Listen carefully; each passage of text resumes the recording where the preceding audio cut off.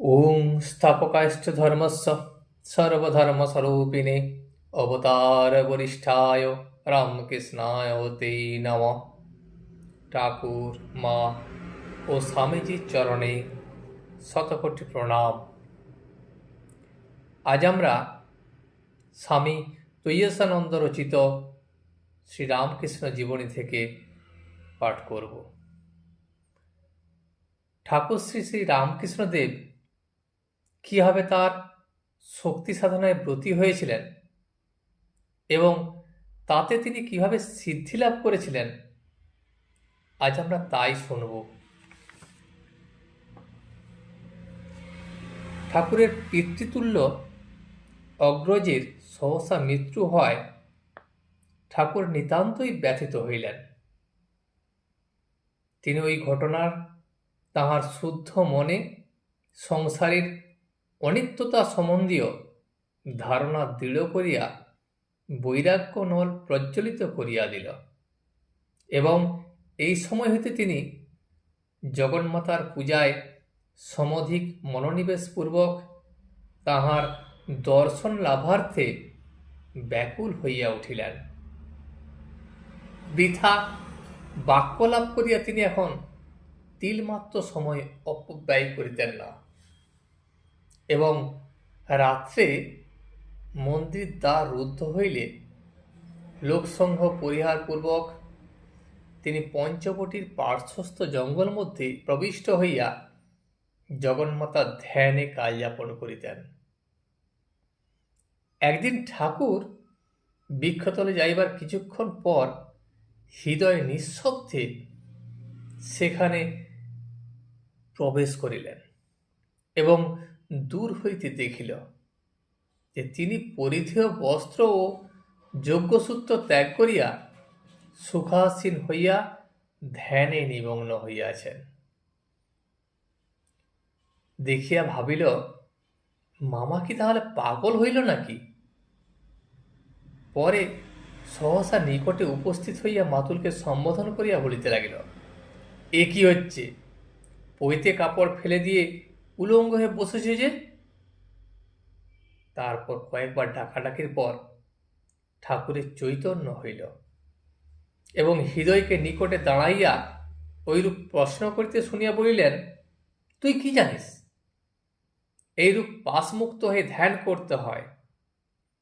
জন্মাবধি মানুষ ঘৃণা, লজ্জা, কুল, শীল, ভয়, মান, জাতি ও অভিমান, এই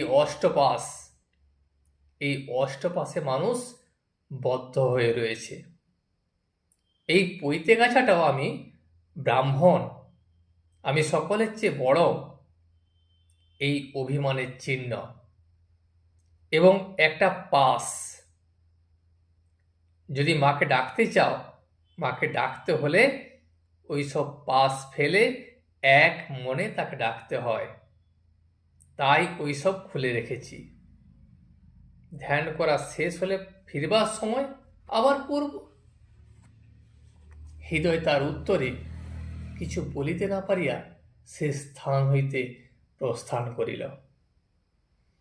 এইভাবে ঠাকুরের ধ্যানের মাত্রা দিন দিন বৃদ্ধি পাইতে লাগিল। তিনি কখনো কখনো ব্যাকুল হৃদয়ে মার নিকট প্রার্থনা করিতেন, মা, তুই রামপ্রসাদকে দেখা দিয়েছিস, আমায় কেন তুমি দেখা দিবি না? আমি ধন, জন, ভোগ সুখ কিছুই চাই না, আমায় দেখা দে। ভগবত চিন্তার প্রাবল্যে ও একাগ্রতায় ক্রমে ঠাকুরের আহার এবং নিদ্রা কমিয়া গেল এবং ধ্যান পূজাদির কাল ভিন্ন অন্য সময় তাহার শরীরে একটা অশান্তি ও চাঞ্চল্যের ভাব লক্ষ্য হইতে লাগিল। একদিন অত্যধিক মানসিক যন্ত্রণায় অধীর হইয়া ঠাকুর ভাবিলেন, তবে আর এ জীবনে আবশ্যক নাই। তিনি আত্মবলি দিবার উদ্দেশ্যে মন্দির গাত্রে লম্বমান অসি গ্রহণ করিবার জন্য ঠাকুর উন্মত্তের ন্যায় ছুটিলেন। সহসা জগন্মাতার অপূর্ব দর্শন লাভ করিয়া তিনি সংজ্ঞাশূন্য হইয়া পড়িয়া গেলেন। তিনি দেখিলেন ঘর দ্বার মন্দির সব যেন কোথায় লুপ্ত হইল, কোথাও যেন আর কিছুই নাই। এক অসীম অনন্ত চেতনা জ্যোতি সমুদ্রের উজ্জ্বল উর্মিমালা চারিদিক হইতে তর্জন গর্জন করিয়া তাহাকে গ্রাস করিবার জন্য মহাবেগে অগ্রসর হইতেছে। দেখিতে দেখিতে উত্তাল তরঙ্গসমূহ তাহার উপর নিপতিত হইয়া তাহাকে এককালে কোথায় ডুবাইয়া দিল। হাবুডুবু খাইয়া তিনি সংজ্ঞাশূন্য হইয়া পড়িয়া গেলেন।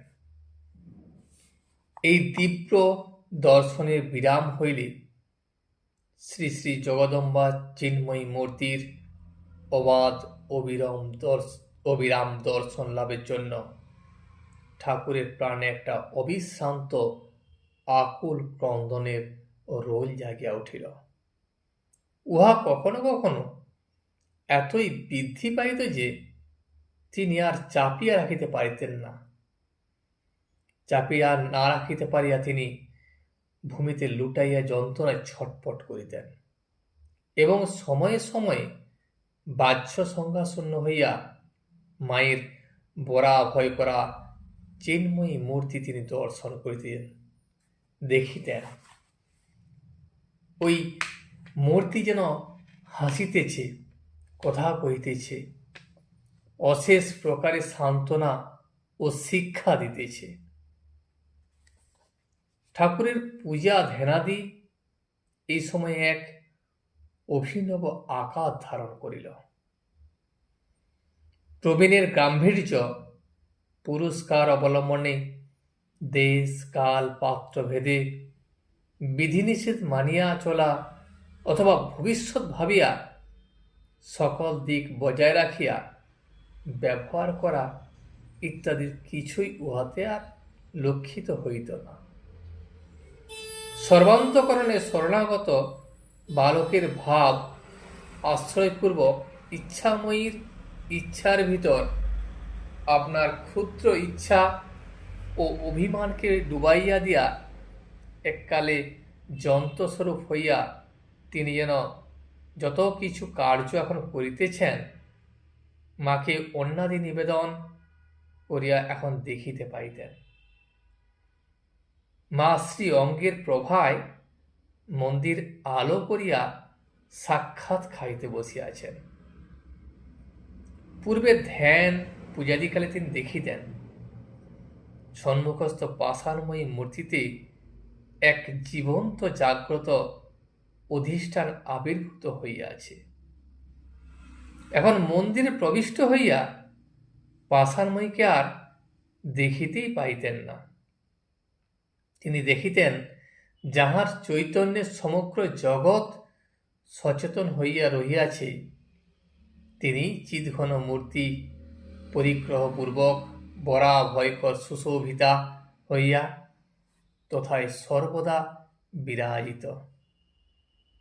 ঠাকুর বলিতেন, নাসিকায় হাত দিয়া দেখিয়াছি মা সত্য সত্যই নিঃশ্বাস ফেলিতেছেন।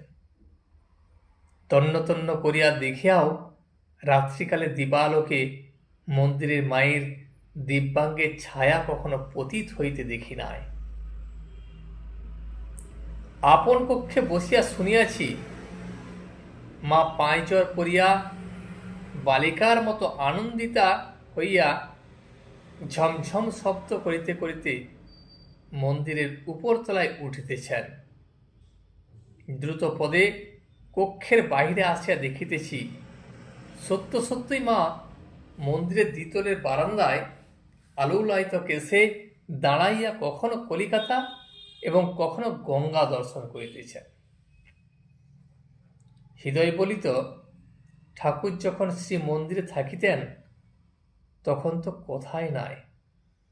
অন্য সময়েও এখন কালীঘরে প্রবিষ্ট হইলে এক অনির্বচনীয় দিব্যাবেশ অনুভূতি হইয়া গা ছমছম করিত। পূজাকালে দেখিতাম জবা বিল্লার্ঘ সাজাইয়া মামা প্রথমত উহা দ্বারা নিজ মস্তক, বক্ষ, সর্বাঙ্গ, এমনকি নিজ পদ পর্যন্ত স্পর্শ করিয়া পরে উহা জগদম্বার পদে অর্পণ করিলেন। কখনো সিংহাসনের উপরে উঠিয়া সস্নেহে জগদম্বার চিবুক ধরিয়া আদর, গান, পরিহাস বা কথোপকথন করিতে লাগিলেন, অথবা শ্রীমূর্তির হাত ধরিয়া নৃত্য করিতে আরম্ভ করিলেন। একদিন দেখি ভোগ নিবেদন করিবার সময় একটা বিড়ালকে কালীঘরে ঢুকিয়া ম্যাও ম্যাও করিয়া ডাকিতে, তাকে ডাকিতে দেখিয়া মামা খাবি মা বলিয়া ভোগের অন্ন তাহাকে খাওয়াইতে লাগিলেন। ঠাকুরকে ঐরূপ করিতে দেখিয়া মনে আশঙ্কা হইল, অপরের নিকট প্রকাশ করিয়া কি করা কর্তব্য তদ্বিষয়ে পরামর্শ লইবার তাহার উপায় ছিল না। কিন্তু প্রতিদিন যখন ঐরূপ হইতে লাগিল, তখন ওই কথা আর কেমন চাপা থাকিবে।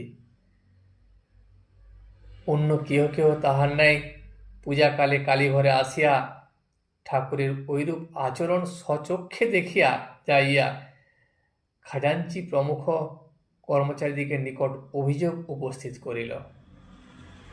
তাহারাও স্বচক্ষে উহা প্রত্যক্ষ করিয়া স্থির করিল, হয় ভট্টাচার্য পাগল হইয়াছেন, না হয়তো তাহাতে কোনো উপদেবতা আবেশ হইয়াছে। তাহলে বাবুদের এই বিষয়ে সংবাদ প্রেরণ অবশ্যই কর্তব্য। যথাসময়ে মথুরবাবুর নিকট সংবাদ প্রেরিত হইল। মথুরবাবু কাহাকেও কিছু না জানাইয়া একদিন পূজাকালে সহসা আসিয়া কালীঘরে প্রবিষ্ট হইলেন এবং অনেকক্ষণ ধরিয়া ঠাকুরের কার্যকলাপ দেখিতে লাগিলেন। পূজা করিতে করিতে ভট্টাচার্যের কখনো গলদশ্রুপ ধারা, কখনো অকপট উদ্যম উল্লাস এবং কখনো বা জড়ের ন্যায় সংজ্ঞা শূন্যতা, অবিচলতা ও বাহ্য বিষয়ে সম্পূর্ণ লক্ষ্যরহিত্য দেখিয়া তাহার চিত্ত একটা অপূর্ব আনন্দে পূর্ণ হইল। তিনি অনুভব করিতে লাগিলেন যে শ্রী মন্দির দেবপ্রকাশে যথার্থই জমজম করিতেছে। তাহার স্থির বিশ্বাস হইল ভট্টাচার্য জগন্মাতার কৃপা করিয়া আছেন। এতদিন পর সত্যই মা এখানে আবির্ভূতা হইয়াছেন এবং মার পূজা ঠিকঠাক হইতেছে। কর্মচারীদিকে কাহাকেও কিছু না বলিয়া মথুর সেদিন বাটিতে ফিরিলেন। পরদিন মন্দিরের প্রধান কর্মচারীকে উপদেশ দিলেন, আদেশ করিলেন, ভট্টাচার্য মহাশয় যেভাবে পূজা করুন না কেন, তাহাকে কেউ যেন বাধা না দেয়।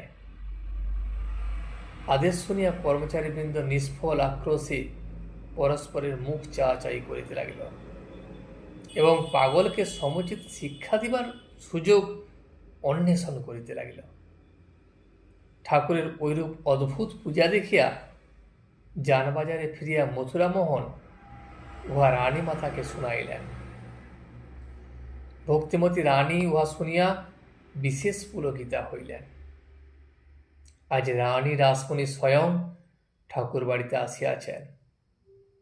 কর্মচারীরা সকলেই শশব্যস্ত। তখন কালীর পূজা ও বেশ হইয়া গিয়াছে। জগন্মাতাকে প্রণাম করিয়া রানী মন্দির মধ্যে শ্রীমূর্তির নিকট আসনে আহ্নিক পূজা করিতে বসিলেন এবং ঠাকুরকে নিকটে দেখিয়া মার নাম গান করিতে অনুরোধ করিলেন। ঠাকুরও তখন রানীর নিকটে বসিয়া ভাবে বিভোর হইয়া রামপ্রসাদ, কমলাকান্ত প্রভৃতি সাধকদিগের পদাবলী গাহিতে লাগিলেন। রানী তখন পূজা জপাদি করিতে করিতে ওই সকল শুনিতে লাগিলেন। কিছুক্ষণ এইভাবে কাটিল। ঠাকুর হঠাৎ গান থামাইয়া বিরক্ত হইয়া উগ্রভাবে রুক্ষস্বরে বলিয়া উঠিলেন, কেবল ওই ভাবনা, এখানেও ওই চিন্তা। এই বলিয়া রানীর কোমল অঙ্গে করতল দ্বারা আঘাত করিলেন। মন্দিরের কর্মচারী ও রানীর পরিচারিকারা সকলে হইচই করিয়া উঠিল। দ্বারপাল সচব ব্যস্ত ঠাকুরকে ধরিতে ছুটিল। কিন্তু ঠাকুর ও রানী রাসমণি উভয়ই এখন স্থির গম্ভীর। ঠাকুরের মুখে মৃদু মৃদু হাসি। শ্রী শ্রী জগদম্বার ধ্যান না করিয়াই আজ কেবলই একটি বিশেষ মোকদ্দমার ফলাফলের বিষয় চিন্তা করিতেছিলেন। রানী রাসমণি নিজের অন্তর পরীক্ষা দ্বারা উহা দেখিতে পাইয়া ঈষৎ অপ্রতিভ ও অনুতপ্ত। আবার ঠাকুর ওই কথা কি করিয়া জানিতে পারিলেন, এই ভাবিয়া রানীর বিস্ময়েরও অবধি রইল না। নিরপরাধ ঠাকুরের প্রতি এই ঘটনায় হীনবুদ্ধি লোকদিগের বিশেষ অত্যাচার হইবার সম্ভাবনা বুঝিয়া সকলকে গম্ভীরভাবে আজ্ঞা করিলেন, ভট্টাচার্যমশাইয়ের কোনো দোষ নাই, তোমরা উহাকে কেহ কিছু বলিও না। রানীর রোষ কোষায়িত নেত্র দেখিয়া সকলে ত্রস্ত পদে সেখান হইতে সরিয়া পড়িল। শ্রী শ্রী জগন্মাতাকে লইয়া ঠাকুরের ভাবাবেশ ও আনন্দোল্লাস উহার অল্পদিন পর এত বর্ধিত হইয়া উঠিল যে দেবী সেবার নিত্য নৈমিত্তিক কার্যকলাপ কোনরূপে নির্বাহ করাও তাহার পক্ষে অসম্ভব হইল। পূজা ও সেবার কালাকাল বিচার তাহার এখন লোপ পাইল। তিনি এখন শ্রী শ্রী জগন্মাতার যখন যেরূপে সেবা করিবার ইচ্ছা হইত তখন সেইরূপই করিতেন। ঠাকুরের ঐরূপ অবস্থালাভের পূর্ব পর্যন্ত মথুরবাবু তাহার দ্বারা পূজা কার্য কোনরূপে চালাইয়া লইতেছিলেন, কিন্তু এখন আর তদ্রূপ করা অসম্ভব বুঝিয়া পূজা কার্যের অন্যরূপ বন্দোবস্ত করিলেন। রানী রাসমণির অঙ্গে আঘাত করিয়া ঠাকুর যেদিন তাহাকে শিক্ষা দিয়াছিলেন সেই দিন হইতে মধু সন্দিগ্ধ হইয়া তাহার বায়ুরোগ হইয়াছে বলিয়া সিদ্ধান্ত করিয়াছিলেন, এবং এই সময় কলিকাতার সুপ্রসিদ্ধ কবিরাজ শ্রীযুক্ত গঙ্গাপ্রসাদ সেনের দ্বারা তাহার চিকিৎসারও ব্যবস্থা করিয়া দিয়াছিলেন। ঐরূপে চিকিৎসার বন্দোবস্ত করিয়া তিয়াই মথুর ক্ষান্ত হন নাই, কিন্তু নিজ মনকে সুসংযত রাখিয়া যাহাতে ঠাকুর সাধনায় অগ্রসর হন, তর্ক যুক্তি সহায়ে তাহাকে তদ্বিষয়ে বুঝাইতে তিনি যথেষ্ট সচেষ্ট ছিলেন। আজ এই পর্যন্তই।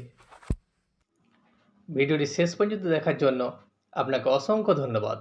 ভিডিওটি যদি আপনার ভালো লেগে থাকে তাহলে একটা লাইক, কমেন্ট এবং বন্ধুর সাথে শেয়ার করে দেবেন।